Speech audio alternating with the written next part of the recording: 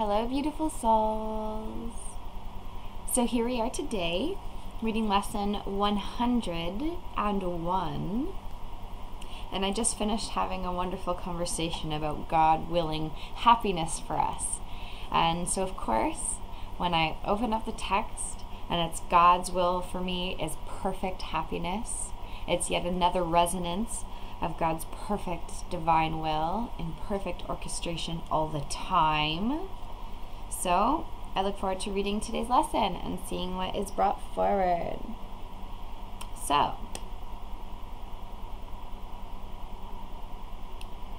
today we will continue with the theme of happiness. This is a key idea in understanding what salvation means. You still believe it asks for suffering as penance for your sins. This is not so. Yet you must think it so while you believe that sin is real, and that God's Son can sin. If sin is real, then punishment is just and cannot be escaped. Salvation thus cannot be purchased but through suffering. Keep on going. If sin is real, then happiness must be illusion, for they cannot both be true. The sinful warrant only death and pain, and it is this they ask for they know it waits for them, and it will seek them out and find them somewhere, sometime, in some form which evens the account they owe to God. They would escape him in their fear, and yet he will pursue, and they cannot escape. How scary is this, the thought of sin? If sin is real, then happiness is not, because sin and happiness cannot come together.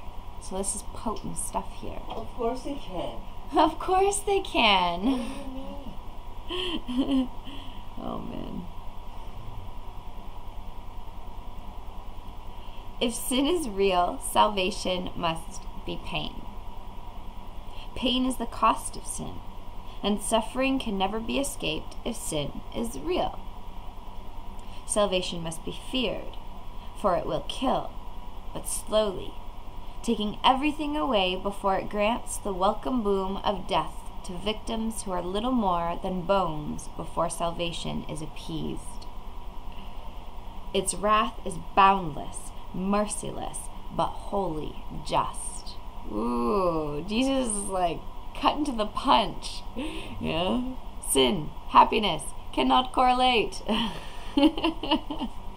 If sin is real, salvation must be pain. Then that does make for a crazy God, doesn't it?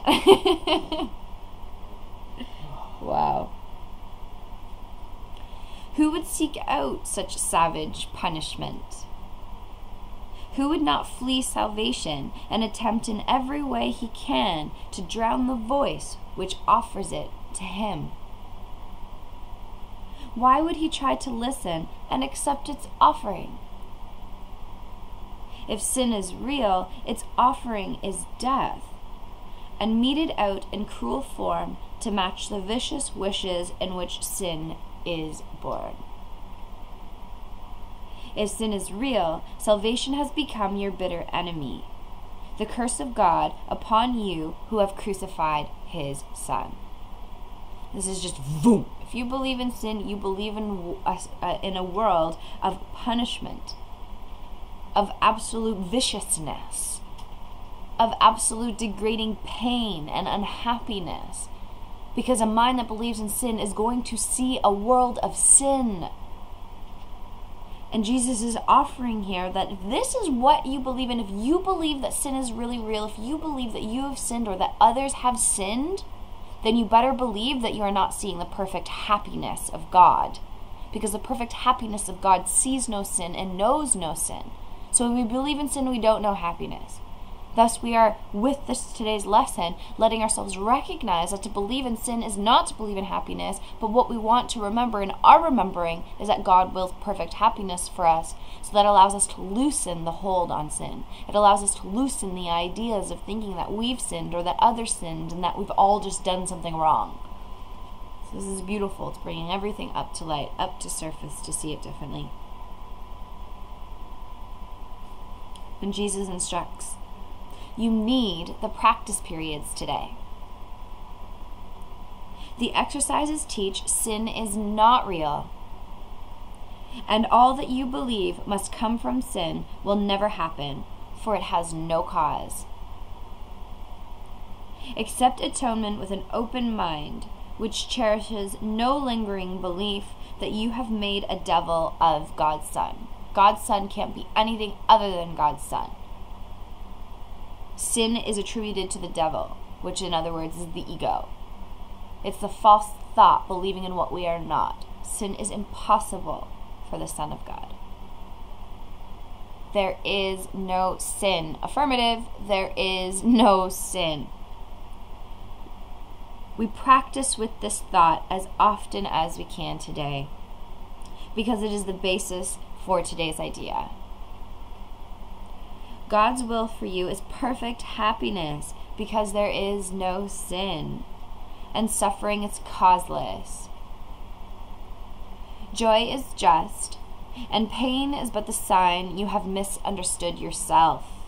Ooh, I'm going to read this line again. Joy is just, and pain is but the sign you have misunderstood yourself.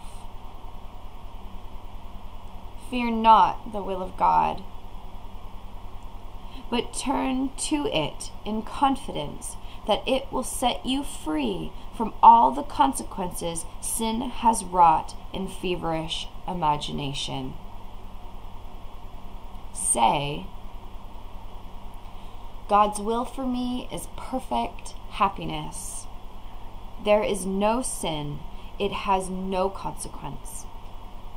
God's will for me is perfect happiness. There is no sin. It has no consequence. So should you start your practice periods and then attempt again to find the joy these thoughts will introduce into your mind. Give these 5 minutes gladly to remove the heavy load you laid upon yourself with the insane belief that sin is real. The insane belief that sin is real. Today, escape from madness. You are set on freedom's road, and now today's idea brings wings to speed you on, and hope to go still faster to the waiting goal of peace.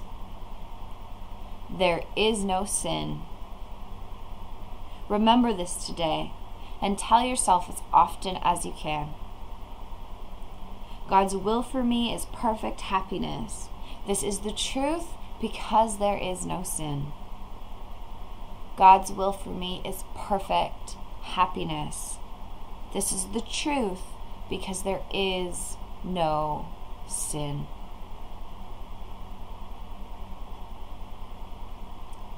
And so it is, beautiful souls. We are innocent sons of God who've done nothing wrong, and God wills us perfect happiness. He doesn't want us to keep ourselves locked in sin. For sin is not real because God did not create it. We did. Be happy that we created it. Hand it over to the light and let ourselves remember and experience that God wills perfect happiness for us. I love you all and wish nothing but perfect happiness for us to share in together. Have a blessed day. Bye-bye.